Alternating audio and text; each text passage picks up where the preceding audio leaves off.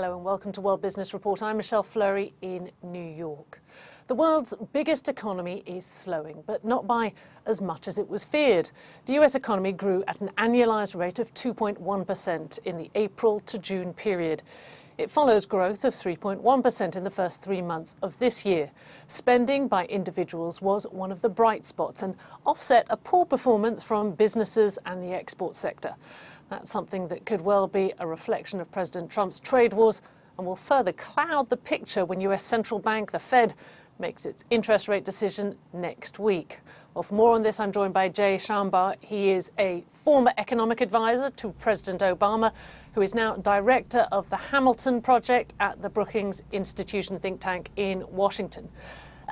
Help me understand this number, 2.1% growth in the second quarter. It's not enough to make most Americans feel great, but it's certainly not terrible. I think that's frankly the right description for it. It's a distinct slowdown, as you mentioned. We were growing 3.1% in the first quarter. Now it's 2.1%. So that's clearly slower.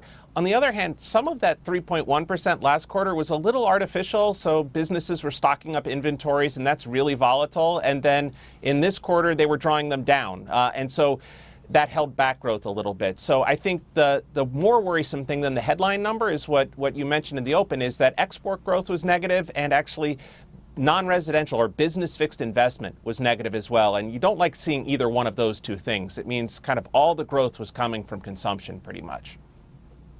I think I read somewhere someone described it as Atlas of Greek mythology, having to basically bear the weight of the world on their back. That was the description I heard for the American consumer right now. I mean, is it fair to say that they are the ones doing the heavy lifting here in the US economy?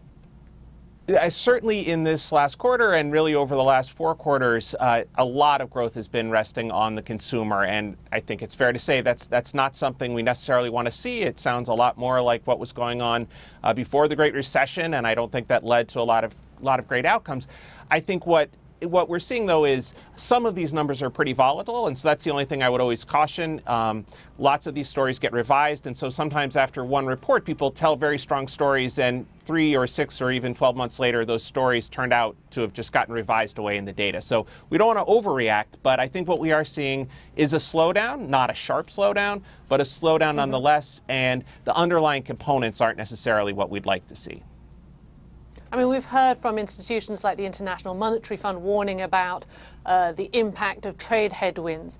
Is that what we're seeing here when you're looking at businesses not investing as much, sort of that kind of caution, that impact on sentiment, and obviously the exports? That seems to tie in again to this idea of trade headwinds.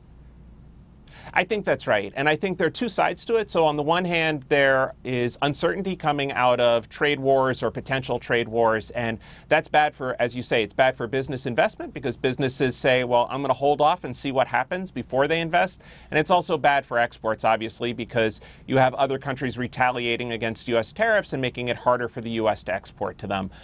It's also, though, partly just slower growth around the world. And that has, the U.S. is to some extent an isolated economy relative to other places, but it still is driven by what's going on around the world. And slightly slower growth around the world means slower sales of U.S. goods and services around the world. Yeah. Very quickly, while you're here, the Federal Reserve meets next week. People are pricing in a 0.25 percentage point interest rate cut. The economy typically seems to be doing okay, not great. So why this expected stimulus? Is that a reflection of where we are globally, or what's behind this move?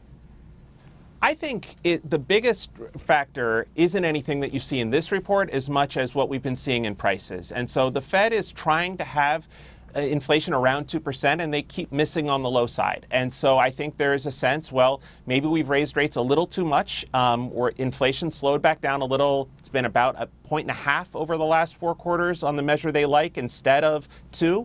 And so I think they'll try to do a little more. I don't think it's that they think there's a recession coming anytime soon. They'd like to get inflation closer to target. I think more broadly, if you're worried about the economy and does this say we're headed into a recession, that's less likely right now. Jay Shambaugh, thank you for talking us through the numbers. Well, big tech